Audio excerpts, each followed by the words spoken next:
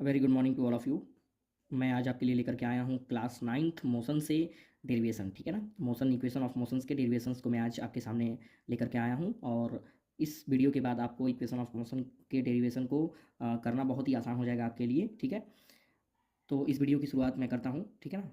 देखिए यहाँ पे अगर आपके पास कोई बॉडी है जिसकी इनिशियल वेलोसिटी u गिवन है, उसके पास कुछ एक्सेलरेशन a है, एंड आफ्टर टाइम t उसकी वेलोसिटी v हो जाती है, एंड कुछ डिस्टेंस भी उसके पास है जिसे हम लोग s से डिनोट करते हैं।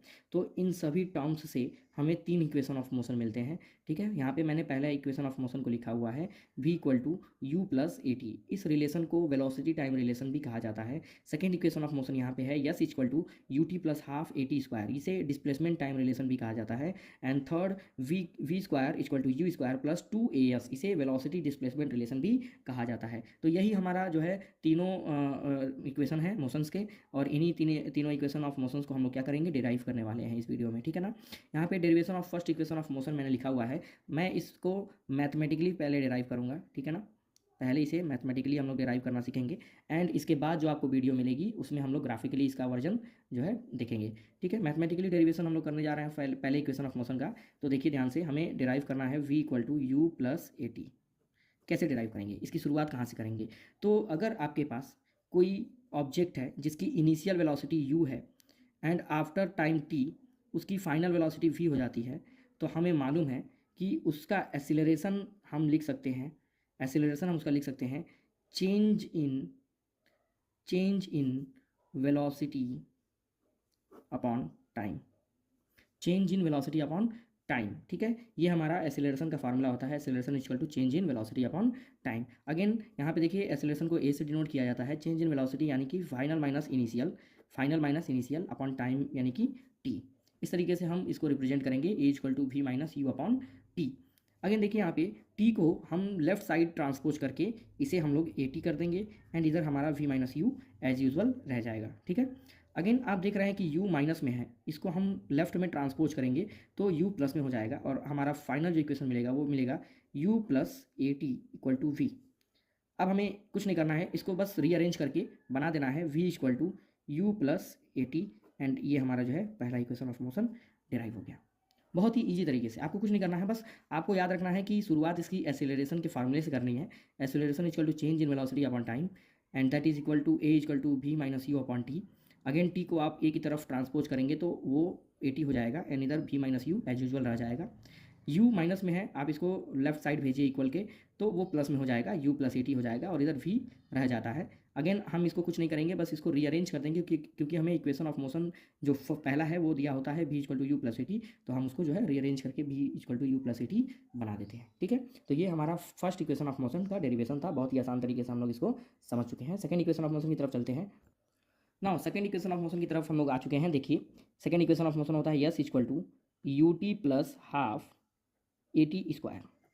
इसी इक्वेशन को हमें डिराइव करना है। यहाँ पे यस होता है डिस्प्लेसमेंट, यू होता है इनिशियल वेलोसिटी, टी मतलब टाइम, ए मतलब acceleration, and again T square मतलब टाइम का स्क्वायर। तो इस इक्वेशन को हमें डिराइव करना है, तो इसकी शुरुआत हम लोग करेंगे। हमें मालूम है we know average velocity equal to displacement upon time. यहाँ पे हमें वेलोसिटी की जगह बस क्या ले लेना है, एवरेज वेलोसिटी, ठीक है। बाकी फार्मूला वेलोसिटी की डिस्प्लेसमेंट अपॉन टाइम होती है, हमें एज यूजुअल लिख देना है। एवरेज वेलोसिटी अगर मैं आपको कहूँ तो वो होता है v plus u upon two equal to displacement s से डिनोट किया जाता है, एंड टाइम को t से। यहाँ तक बात क्लियर है, ठीक है। अगेन यहाँ पे सेकेंड इक्वेशन ऑफ मोशन में आप देख पा रहे होंगे कि कहीं हमें भी नहीं दिख रहा, और यहाँ पे v को हमें क्या करना होगा, रिप्लेस करना होगा। तो v को रिप्लेस करने के लिए हमें मालूम है v equal to u plus a t. First equation of motion हम जानते हैं, हमने डिराइव कर चुका है, ठीक है। तो v की जगह पे हम u प्लस ए टी को पुट करेंगे यहाँ पे, ठीक है। यहाँ पे लिख देंगे u plus a t plus u, यहाँ पे इसका u, यहाँ नीचे two equal to s by t. यहाँ u and u, two u हो गया, ठीक है। तो यहाँ पे बना लेंगे इसको two u plus a t upon two equal to s upon t. T को हम इधर ट्रांसपोज करने वाले हैं, ठीक है। Two u plus a t upon two multiply में टी इक्वल टू यस, बात समझिएगा, ठीक है। यहाँ पे अब टी से मल्टीप्लाई होगा तो हो जाएगा हमारा two u t plus a t and t square upon 2 equal to s. Again यहाँ पे हम इसको अलग अलग करके दोनों को लिख लेंगे, 2ut/2 प्लस at²/2 लिख सकते हैं कि नहीं लिख सकते हैं, इक्वल टू यस। यहाँ पे हमने इस इक्वेशन को इसके साथ अलग कर दिया, फिर इसको इसके साथ अलग कर दिया, ठीक है ना, दोनों को अलग अलग करके हमने लिख दिया।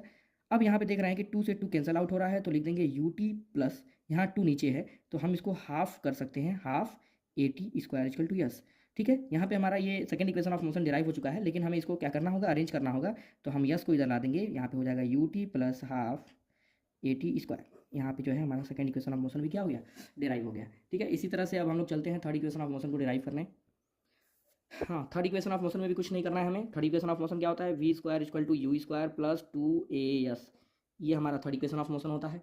इसको भी डिराइव करने के लिए जैसे हमने सेकेंड इक्वेशन ऑफ मोशन में देखा, velocity equal to displacement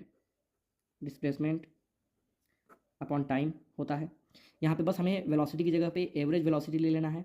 average velocity का फार्मूला क्या हो जाएगा, v plus u upon 2 equal to displacement का यस एंड टाइम का t।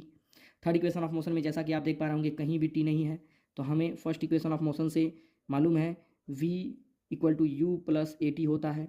यहाँ से हम t को निकालेंगे, v minus u upon a equal to t मिल जाएगा, यानी t की जगह पे हमें क्या भर देना है, v माइनस यू अपॉन ए। तो अभी हम इसको यहाँ पुट करेंगे तो हमारे लिए थोड़ा सा कैलकुलेशन थोड़ा सा टफ हो जाएगा। तो हमें क्या करना होगा, t को पहले ही इधर ट्रांसपोज करना होगा, v plus u upon 2 multiply में t इक्वल टू यस। अब इस t की जगह पे हम v माइनस यू अपॉन ए को पुट करेंगे, v minus u v plus u upon ये a इधर आकर के 2 के साथ मल्टीप्लाई हो जाएगा, तो डायरेक्टली 2a लिख देता हूँ मैं। ठीक है, इक्वल टू यस। अब यहाँ पे देख रहे हैं v minus u v plus u a² minus b²। ठीक है, तो यहाँ पे v² minus u² upon 2a equal to yes.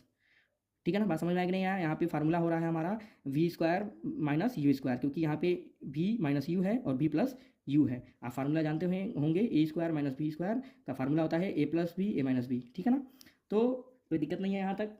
आगे देखते हैं, v² minus u² equal to, अब ये 2a को इधर भेजेंगे तो वो हो जाएगा 2as।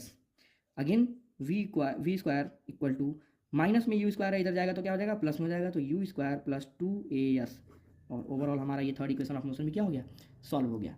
तो आई होप कि सबको ये तीनों इक्वेशन ऑफ मोशन का डेरिवेशन समझ में आया होगा।